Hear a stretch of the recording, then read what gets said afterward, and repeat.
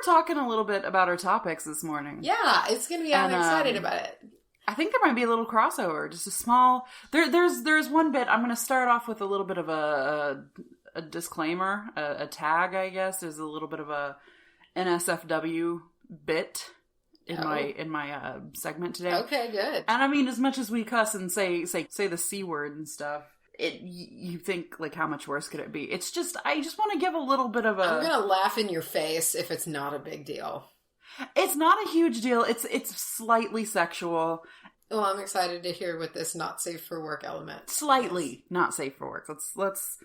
It's a little nefarious. We're getting a little weird. We're getting a little weird. Getting a little kinky. I'm going to be talking about Marjoram.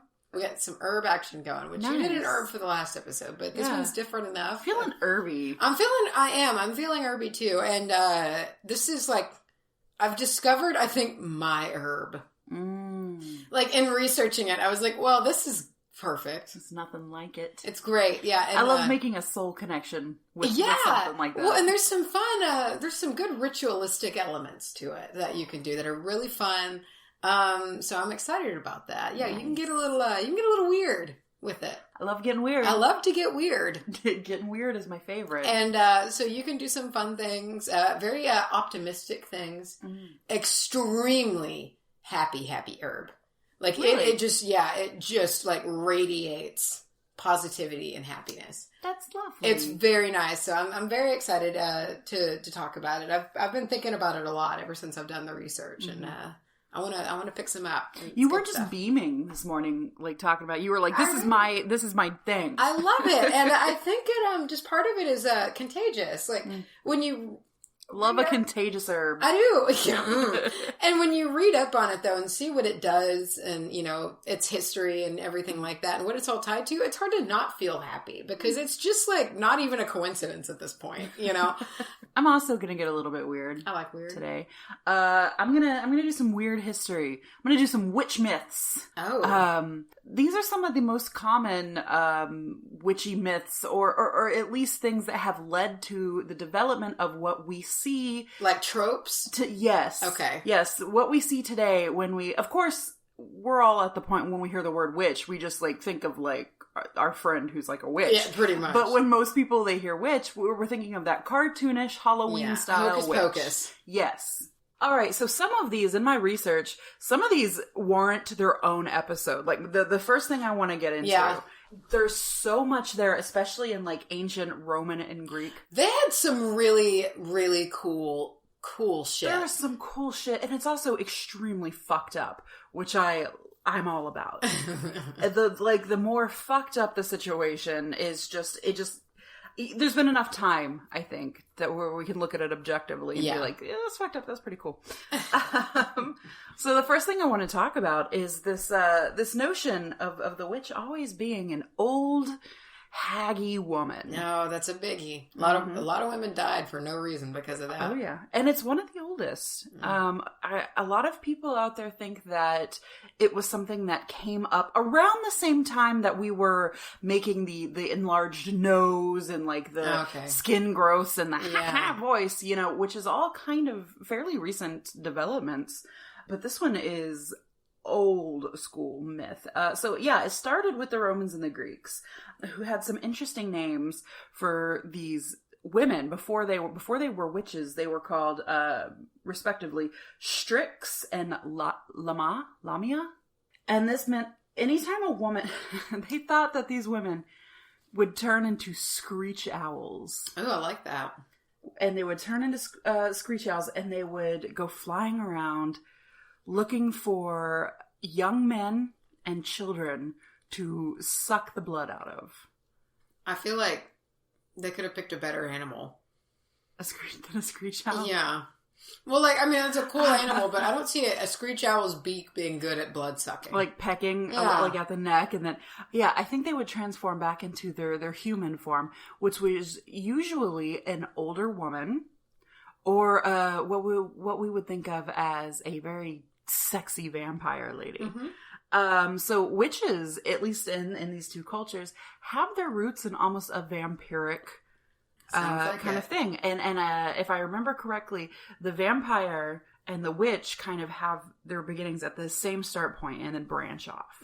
So they were vampire witches at the time, but they were viewed as old little haggy women because these were the women working with the herbs, and you know, they were usually like the midwives and things like that.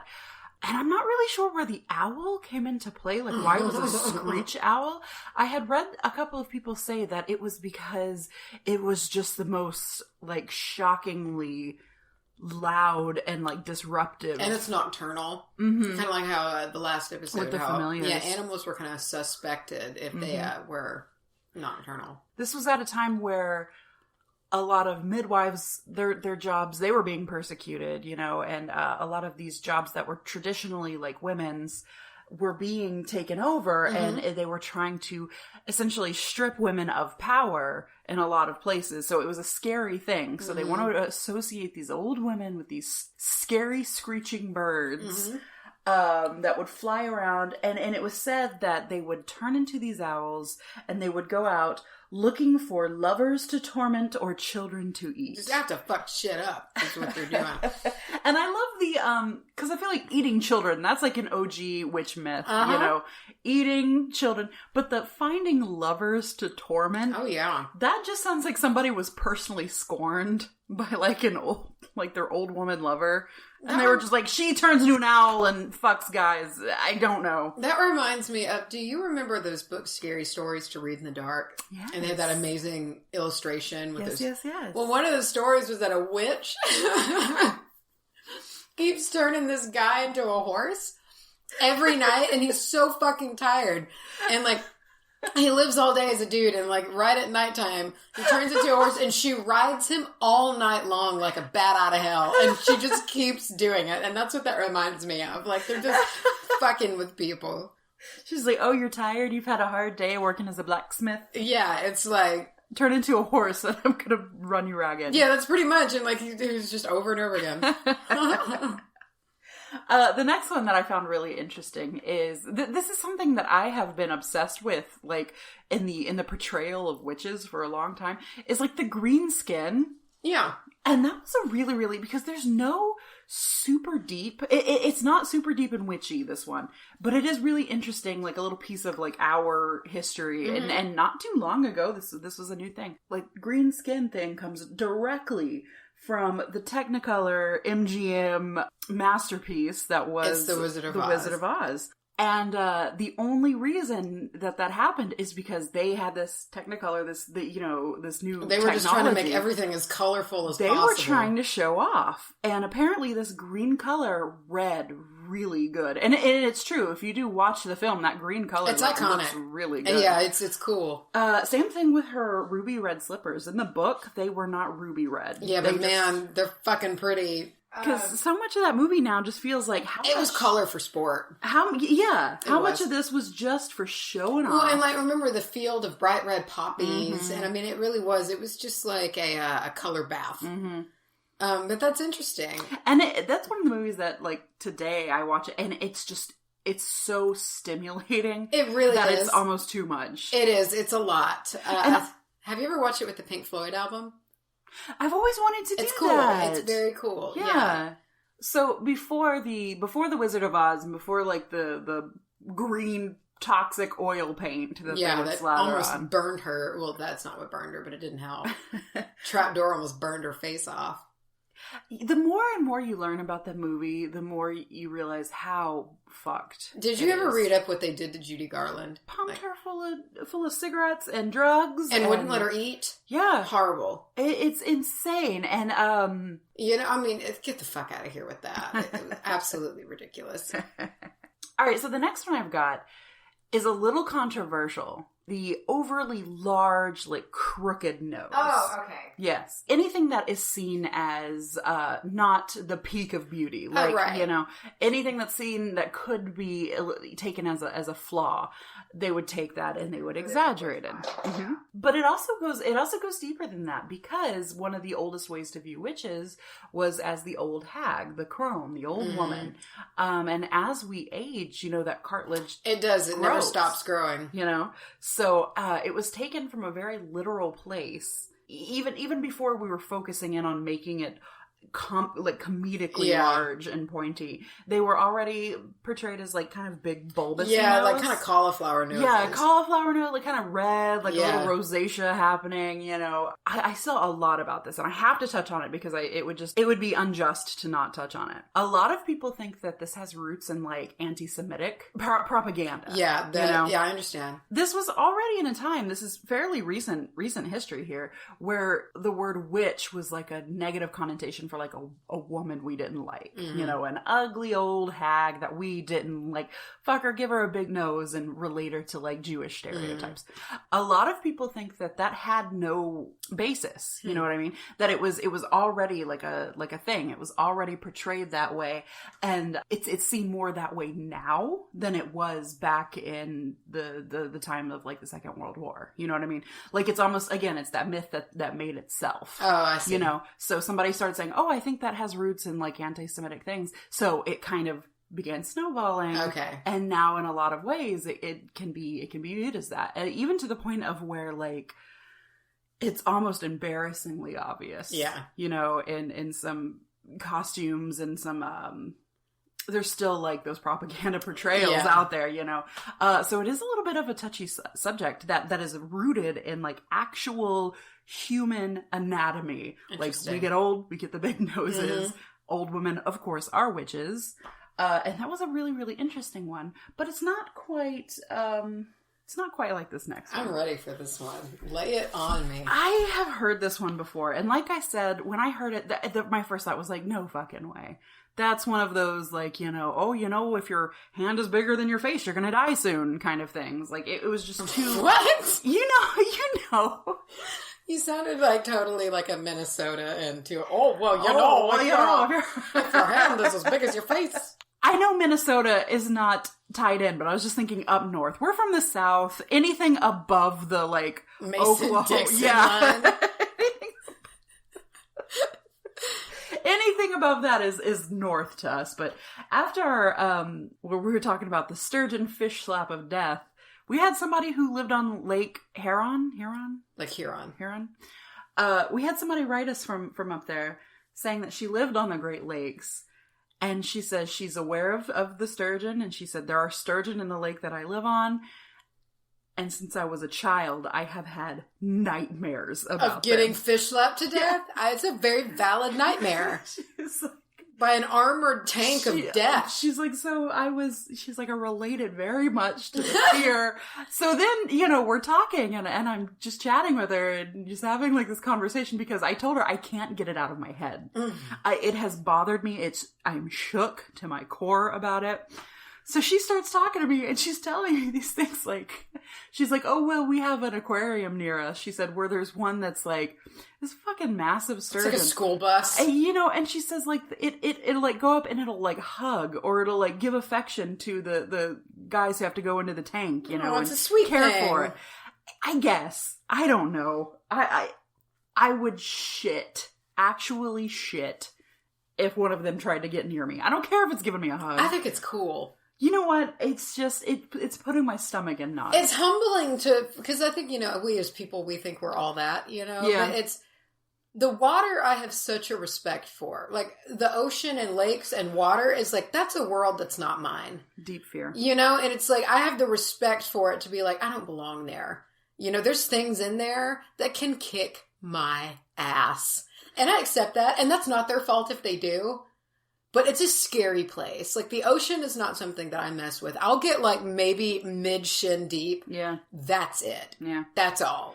I do love me some ocean, you know. I can do it better if I can see. No, I'm lying. I love some beach. That's, you know, some blue crystal water that you can see through. See, if I can see through it. But, man, like, getting out in the Deep water. ocean? No. It makes my stomach knot up. Mm-hmm. Like when Hunter and I went sea kayaking in La Jolla, and so we were out about 3 miles in the ocean, which that was fine because we were on kayaks, you know, but we were 3 miles in La Jolla Cove, which is famous for not only sharks, but also just like, it's a powerful ocean and there's like riptides and shit. And I had a violent reaction when you said sharks. There were swimmers crossing the cove and they were 3 miles out. just swimming. Like, you'd be kayaking and you just see a swimmer in the middle of fucking nowhere, and that made me want to pass out. Because they can't see. It's not clear water out there. It wasn't, at least when we went. And they're 3 miles in the ocean. They can't see. Like, it absolutely, those people have balls that I will never have. Yeah. It's like people, you know, when you see like the photos of people who go up on the very tall buildings and they take like the selfie stick. Oh, I did like, that. Barely. You did. Yeah. You laid on the glass thing. Yeah, that was fun. It was kind of a thrill. Like, holding on to the thing with one hand and you're so far up into the sky that like there's just clouds and you can't see. Well, fuck those people. Like, I have to be in at least in mine, I was in a glass box, you know, Lord. like, but yeah, I know what you're saying. Just, heights aren't really a problem for me, though. Really, heights are my number. I have 3 things that I always say are my number 1 because I can't decide which terrifies me more. Heights, tornadoes, and the ocean. Yeah. Because there's so much shit in the ocean that it's not even an issue of there's so much shit in the ocean that can kill you. It's just unknown. It's unknown. Like that. We've explored what, like 1% of our oceans or something crazy like that? Yeah, something absolutely ridiculous. And the more every year you watch like things like Blue Planet or you know, the things like that come out, and every single time there is a slew. There's textbooks and textbooks of new things discovered. Weird fucking things. You can't tell me that like the Marianas Trench isn't a portal to another dimension. No, you can't tell me that fish aren't aliens. That's the thing. Fucking like an octopus is an alien. Yeah. Have you seen videos of the shit they can do and how smart they are? I don't like it. They are so smart, and they can literally, there's nothing their body can't do. I don't like it. They are aliens. Like, I actually kind of am just like, they were here. They're just this own little alien species that is so much smarter than us, and they're just doing their thing. And the fact that so much of it hasn't evolved in a long time because it basically hit perfection millions of years ago. Sharks and whales and they're like, no, we're done. Humans, y'all can keep evolving and keep changing to the point where you can trace it. But we're going to stay the same for millions and millions of years because we're fucking good. We're killing machines and we're perfect now. Yeah. And it's just, I don't like it. Gonna get back to my topic. There's nothing like a dose of heart-wrenching fear in the morning. I'm telling you, it just keeps you humble. Alright, so one of the biggest questions you may have is, why is a witch always with her broom? Oh. Okay. Or more specifically, why are they flying their brooms? It's become so synonymous with witches that we don't even question the fact that, how weird is that? That's weird. Flying on a broom, like, I get flying. And not comfortable. And not at all. With female anatomy. Well, not the way that these people use them. I'm very excited to hear this. Here we go. I'm ready. First of all, I want to touch on that the broom or the besom. Yeah, besom. How do you say that? Besom. Besom. I read it very sci-fi, like besom. Like I read like besom. I'm sure I should go and look. It's probably like besom. Yeah, something so different. That's the one word that's straight out of Texas. Besom. Besom. So that goes way further back than this particular than this thing. little theory thing. However, we weren't seeing them flying on their brooms. Okay. They were using their brooms for cleansing, metaphysical, and a lot of like ritualistic type stuff. You sweep out your circle and stuff like that. They were used for protection, everything. So this is not about that. This is specifically the flying on a broom. I'm ready. There's a couple of things that are very human nature in this to me. Like, the first thing is constant search that humans have to get high. Especially on like psychotropic or hallucinogens. Every civilization has figured out some way or another to alter their mind. And it usually starts with plants. You know what I mean? Before there were chemists, cooking up meth out of comet and stuff. People were making ayahuasca out of 2 types of plants in the rainforest. And traditionally, who had the best knowledge and control of plants? Them fucking witches. Yes, ma'am. Getting people high. So when it was discovered that a lot of like rye bread, the way that they would make rye bread and rye-like substances in the process. Now, I'm not sure. I don't think it was fully baked. I think it was in the process of like fermenting. I don't know. Basically, at some point, there was this stuff that would grow on it called ergot. And it was like a fungus or like a... I've heard of it before. I don't know what it is, though. Yeah, it was a fungus. And it had very strong hallucinogenic properties. It's like magic mushrooms. Yeah. There were a slew of other witches' herbs that we still know to this day. Yeah. To have some kind of... Marjoram does. Exactly. It's got it has some ties and some stuff like that. They took this stuff that was a little bit more powerful than your everyday plant that you could pick out of the ground and be like, this has hallucinogenic, and they got these witches to start working on it. Fuck yeah. They want to help your boy get high. She's so high above me. That is one of my favorite songs of all time. Yeah? Yeah, top 5. It always makes me think of The Parent Trap. Oh. Oh, that's good. It always makes me think of The Parent Trap. And I'm not even sure if that song's in The Parent Trap. It's just that era of time. I remember being a kid and we had our pool. And we always had that radio out there. Yeah. And it was just during those early 2000s, late 90s years. Oh, and boy. I remember that song. I remember Kiss Me, Sugar Ray. I was like every morning. I remember all of these summer songs. Can we talk about the fact that Sugar Ray started off as like a metal band? Yeah, and is mentioned on Road Rash many times. If anyone out there has played Road Rash 64, hit us up. I gotta find Sugar Ray, I can't stop now. Give me all your money. Sometimes I drive slow, sometimes I drive quick. Mean machine. We did say we were going to do metal this episode. Oh my god.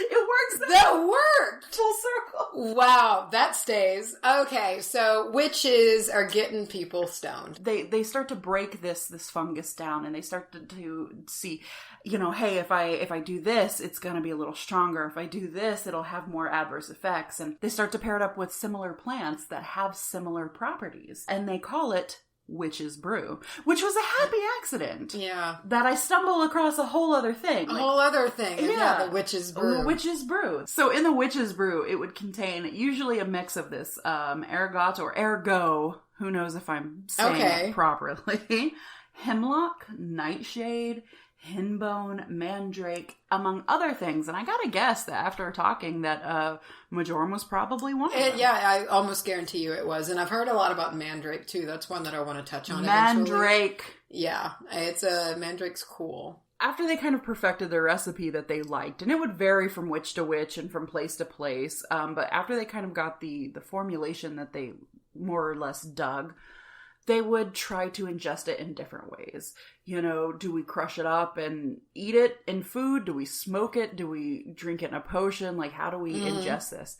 And what they found was anytime they would eat it, they would have the side effects that they would have the desired side effects, but they would also have some pretty severe like nausea and vomiting and just all kinds of like gastrointestinal. So it's like ayahuasca. They were not enjoying the shits, is what I'm saying. Okay, that came with it. I see now why you said that I might not enjoy it. You might not enjoy it. So they went about being industrious women. They went about trying to find different ways to put this in their body. They found topically. Topically was a good way to do it. Interesting. Well, the skin is the largest organ in the body. That makes sense. So anywhere with a lot of glands, they found that under the arms. Under the arms was inner, a very... I think inner kind thighs. Of, yeah. Anywhere that... Under the knee and shit. Anywhere that'll sweat. Yeah. They found that under the arms was a really good spot. However, due to the fashion at the time, it was not completely... It wasn't a viable option to get to the armpit all the time, but what were women wearing a lot of times then? Big old skirts. Yeah. Like Did sometimes... they just put them up their gooch? Well, listen, up their gooch. Oh, God. Their gooch. Oh, Jesus. Did they just put it in their taint? They just shove it right against their taint. Macy, you're not wrong, actually. Really? Okay.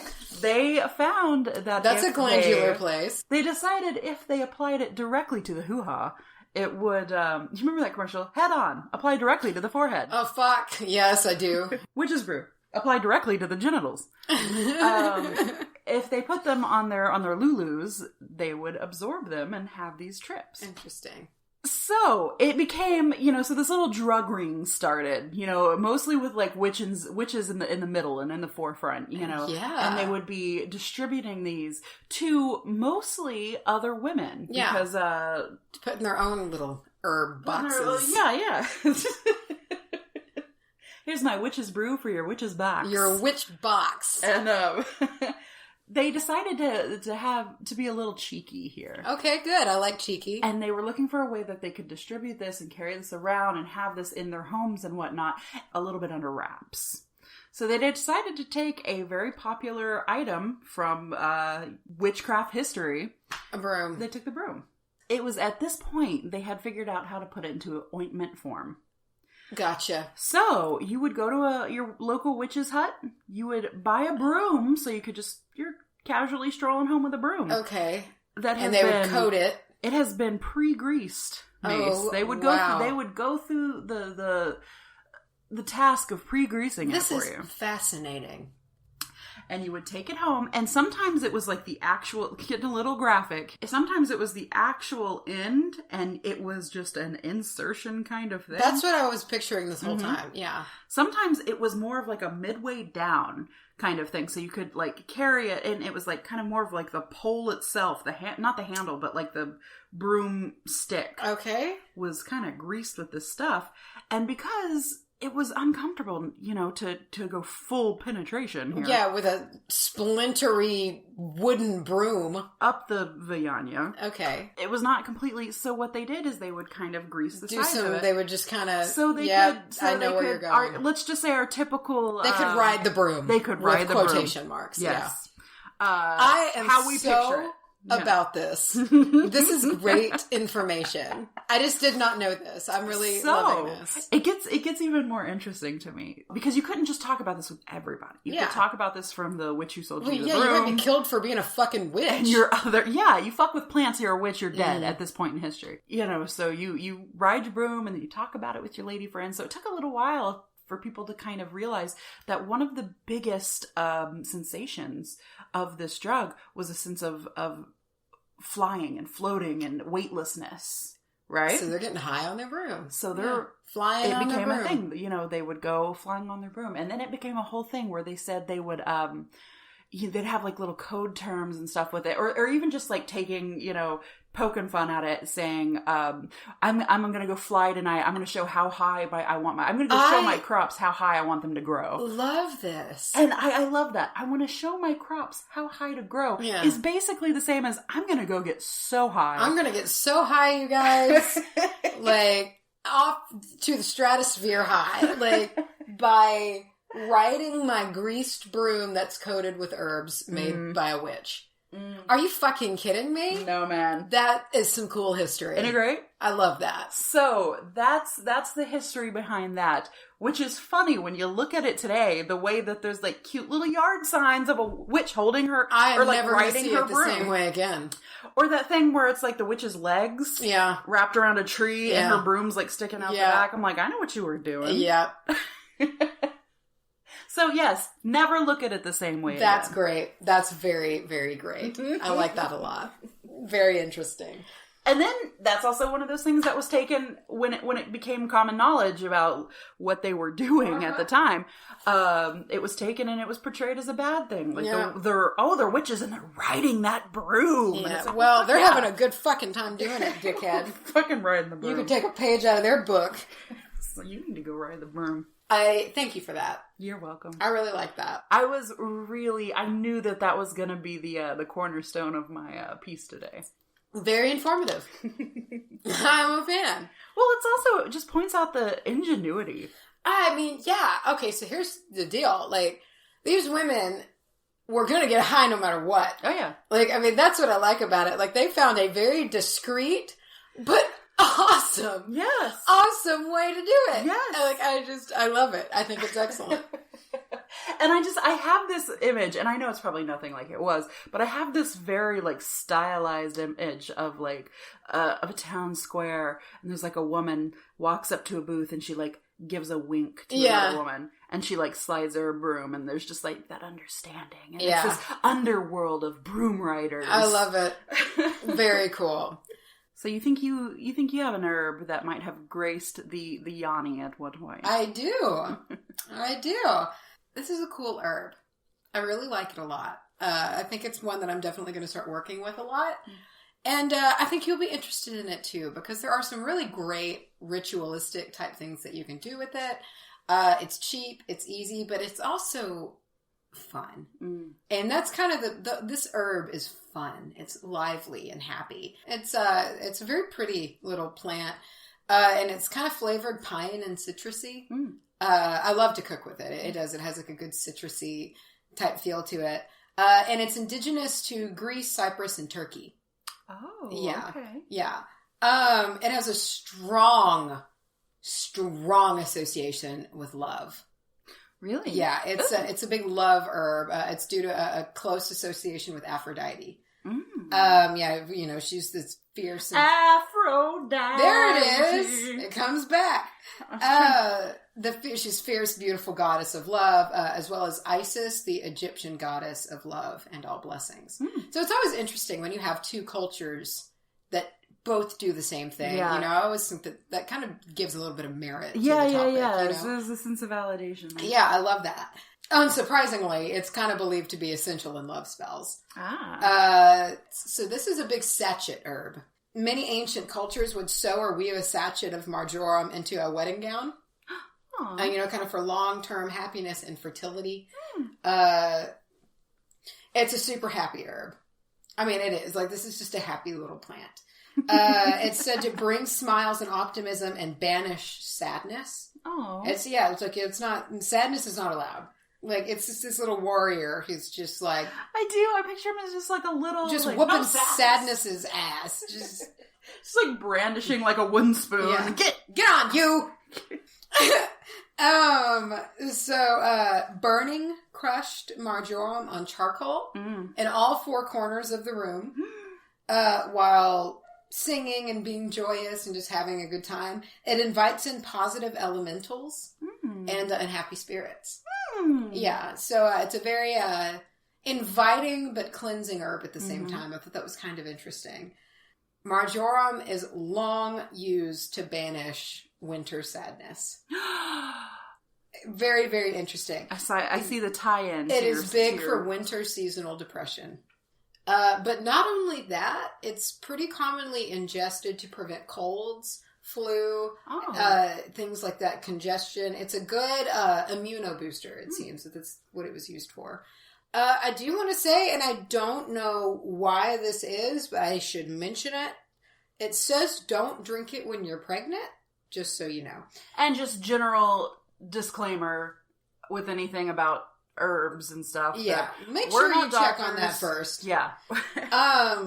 A mixture of marjoram and violets in a sachet together is said to also, like, that really helps prevent against the winter sadness and things like that. Combination, the marjoram and the violets. And it also is said to please the fairies. Yeah. So the name marjoram translates as joy of the mountain. It really, I mean, through and through. And Greeks believed if it sprung from the graves of those past, that they were having a good afterlife. Dope. Yeah. Very Rohan-esque, too. I remember those white flowers on the tombs. Eva has it graced the tombs of my forefathers. There it is again. You can place it around the house in, like, potpourri dishes to clear away sadness and, you know, keep the atmosphere very light. I need some of this on me at all times. It's great. I know. So, on a waning moon, sprinkle the dried herb on your floors. All over your floors. And leave it overnight. And you can do the whole time you're doing it, just like in that other ritual, just be dance and sing and really just get it all out. You know? Put on some kick-ass music. Yeah, and just like sprinkle it on the floors and just have a moment with it, you know. And leave it overnight. And as you're going to bed, imagine it just absorbing and clearing away all of the negativity and jinxes, anything, you know. And in the morning, sweep it up. And I kind of would want to burn it. Yeah. I think, just to kind of take it outside and clear away all of that stuff that it picked up. Let it go back. Yeah, just kind of send it out. Or you could probably just sweep it into the earth, but yeah, so sweep it up in the morning, take it outside, and it's kind of absorbed all of that. It's like a spiritual baking soda. Exactly. It is. And I thought that was great. So there are some mind-altering properties to it. Not super, super strong. You put it up your butt? But it was used in the OG absinthe. Oh. Yeah, before it was illegal. So it was used in absinthe. Before it was just an alcohol. It had back when absinthe was like a mamma back jamma. when that meant something. Yeah. So it was in there. It was used everywhere. It was used in ales before hops became the standard. Marjoram is known to, this is one of the biggest benefits, smooth the muscles of the digestive system. So it's supposed to really help you with digestion, and as well as menstrual cramps, because it smooths the womb muscles as well. It calms them down, which I was just like, yes, all please. Of it. Give me a basket of it. I will eat it in a salad. I will eat it with a spoon. It's good for relaxing the mind and easing insomnia. Because it's almost, I know it doesn't, but it has a lot of the same characteristics that marijuana does, in the sense of it's very happy, but at the same time it's very relaxing. But it's by no means the same kind. Might help ease some pain. Yeah, it's probably more like CBD, I guess. Okay. Yeah. Oh yeah, so it relaxes the mind and eases insomnia. It also is really good for overcoming grief and emotional upset. To kind of help dig you out of that, because it's just this ray of sunshine herb, and if something's happened to you, or maybe in your home, do that thing where you sprinkle it up and kind of let it take that away. It's a lucky plant too. It's having it around your property, like planted around it, it's said to help create a protective and optimistic barrier. So it's kind of working outside too. Yeah, I remember reading about this in that book, The Magical Household. Nice. They have a whole slew about the plants to grow, and I remember reading this one going, oh shit, I could use some luck. I liked that, yeah. You can add with food, along with basil. The two energies and like the properties of the plants work well together to ensure peaceful and happy energies for those who consume it. And I thought this was really funny because I didn't know this, but I use marjoram and basil together all the time. Oh. Yeah, I mean, they do just like taste well together. Go hand in hand. Yeah, but I use them together. Legend says, if you anoint yourself with it before bed, you can see your future spouse, because it's that love spell thing, it's very love oriented. All right. Yeah. And if you place a sachet of it under your pillow, you can have very vivid dreams. Oh, give it to me. Yeah, I thought that was interesting. That's some lavender and an amethyst, and you're gonna eat some chocolate before bed, and you're gonna have some crazy. Is that a thing? Oh yeah. Eating like dark chocolate before bed can make you have some crazy dreams. I'm gonna do this tonight. I mean, you can have some wacky dreams. Oh boy. Yeah. Oh boy. Oh boy. You can also put it in a sachet, or however you want. You can use it in a bath. And from what I was reading, do it every day for 7 days. If you're in like a deep emotional rut or dispel grief, sadness, do it every night for 7 days. Soak in it with the sachet in the water, to restore your optimism. Yeah. To kind of get you back on a plane of like, all right, button. Let's do this. Which, I love a bath. Yeah. I love a good bath. You love a good bath. Anything that I can put in my bath water, I'll do it. That is, I feel like a human potion. In a bath. Yeah, I do. I feel like I'm like a sponge just soaking in my potion magic. To me, it's almost, bath water is just useless without shit in it. Oh, then it's gross. Then it's just, then it's just a still shower. Yeah. It's not soaking in it. Arm yourself and your home with this herb. It's a stout, happy little shrub, and even its little stance, it's just like, I'm gonna get you, I'm gonna go away. You better you turn around. Get out of here. I'll get you. I don't know, like, it's just a very cute looking plant. So yeah, it promotes love, of course, happiness, will dispel grief. I really like that, and sadness. As well as invite in those good spirits and elementals. And I think we could all use a little bit of good earth elementals and some mystical, optimistic, protective beings in our house. You know, your spirit familiars, if you will, kind of coming in and... Like, y'all can come chill. Yeah. Hang out. Teach me shit. If you're doing no harm, you're welcome here, you know? Yeah. Which that really is kind of how it is. I liked it. It's because, you know, we've talked about sage before, how sage is like bleach. Mm-hmm. This one it's still cleansing and protective, but it still is inviting. Yeah. You know, so it's kind of a way to... It's not your hand sanitizer of herbs. Yes, exactly. Right. As you're still able to have a little bit of mysticism, you know, kind of involved, and but it'll keep them bullies away, them rascals, you know. But I'm definitely going to pick some up today because I want to start just kind of putting it around the house a little bit. You know what? You've got me on this. I'm going to get some discs because I have some discs for my hookah somewhere. I don't know where it is. I'm going to get some charcoal discs. I'm going to get some Marjoram, and I'm going to try this shit out today. Yeah. I'm very excited about it. And an old school way, they would just sprinkle it in the corner. Yeah. Like, just like a pinch in the corner. And just leave it there. And you change it every month. So you need to, that's less often than salt. Yeah, so like every new moon is when it's good to put it down from what it's so good to track shit like this by the moon. And so every new moon you need to freshen it all out. Yeah.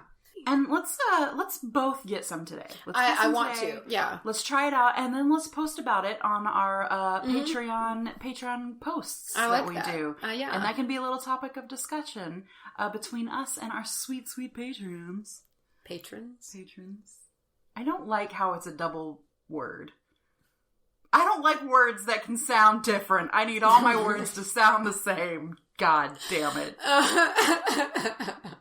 So yes, we do things like that over on our Patreon page. We will post little snippets, little extra bits of content, topic requests, polls, just extra discussions. We're gonna let you guys know what our next some of the tiers will let you know what our next episode is gonna be. So you know if we say, hey, in a week or so we're gonna be talking about Marjoram, you know, and you have some knowledge, you can jump on in. Oh, that'd be great. Let us know. That would be excellent. Yeah. So that's what we're doing over there. We are Patreon/wbahpodcast. Which, this is episode 13, but we have ghosts on the 15. Episode 15 is our paranormal episode. It is. So, as you're hearing this, we will have one more week, and then the week after that will be it. It'll be ghost-sode. So in 2 episodes. Oh, I'll be talking about the Men in Black. Yeah, and the real Men in Black, not the nice, friendly Men in Black that we all think that is. Well, not we all think that. A lot of people are probably very well aware of how fucking scary the Men in Black are. But I'm very excited to talk about it. There are a few things that chill me deep down to my bones. They're one of them. Like the Men in Black. Them and one more, which is what you're going to be talking about. The Black-Eyed Children. Fuck. Yes. They are one of my biggest fears. We're going to get spooky, and I could see it being a long one, because we love this shit, you guys, and we've been waiting for another paranormal episode, like you can't believe. And now we have the added benefit of having these extra stories from the listeners. I know. Y'all please send in your stories. It's, it doesn't even have to be ghosts. It could be, anything that you can't explain. Unexplainable phenomenon. Anything that when you think about it, it gives you that little chill. Yeah, that's something to deep down you know, like, that wasn't right. Something was a little weird there. We love weird.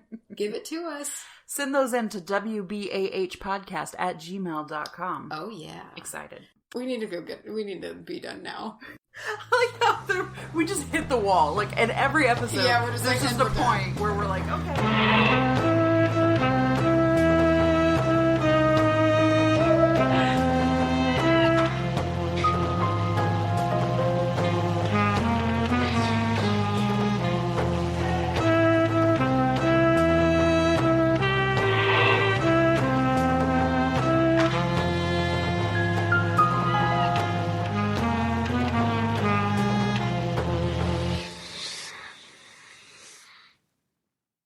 We're Tenacious D now. It's KG with the feather and the French tickler. Look up, baby, he got the tools.